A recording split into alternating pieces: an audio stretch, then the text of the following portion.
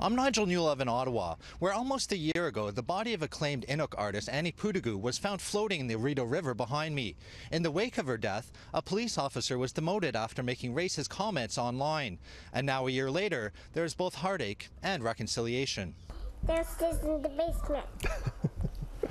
Veldon Coburn and his daughter Napachi enjoy some father-daughter time. Veldon adopted Napachi in 2013. Her mother was Annie Pootoogook.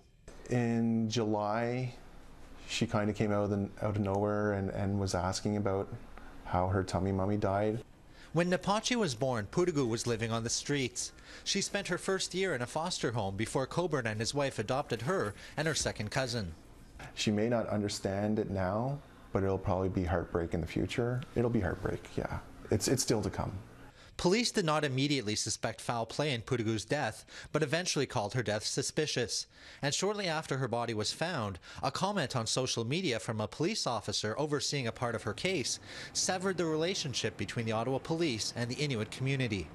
And of course, this has nothing to do with missing or murdered Aboriginal women. It's not a murder case. It could be a suicide, accidental. She got drunk and fell in the river and drowned, who knows?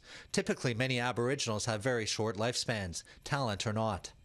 It really almost brings me to tears when I think back about it. You know, you think you're in a dark time, but you know, out of darkness can come good things. The backlash Sergeant Chris Hernshire faced after making those comments was replaced by a journey of education and reconciliation. The challenge for me and the triumph for me was to make those things proper and do things that I could as a citizen and as an officer to correct those things. When Veldon Coburn read Hernshire's comments, he made a formal complaint leading to Hernshire being disciplined.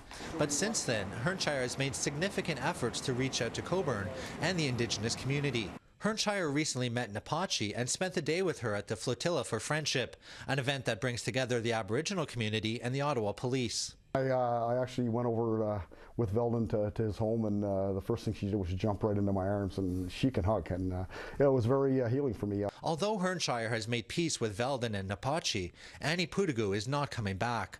Her case is still open, and just recently another Inuk woman in Ottawa, Mary Papatsy, has gone missing. It goes beyond coincidence, according to Coburn. There's not a whole lot of Inuit women in Ottawa, and for two in the last year for this to have occurred, one is significant and two is a bit too much. While a national inquiry looks into the issue of missing and murdered Indigenous women, the story of Annie Pootoogook falls into a grey area. She's not missing and not yet confirmed murdered, leaving family, friends and police wondering what happened to Annie Pootoogook. In Ottawa, Nigel Newlove, City News.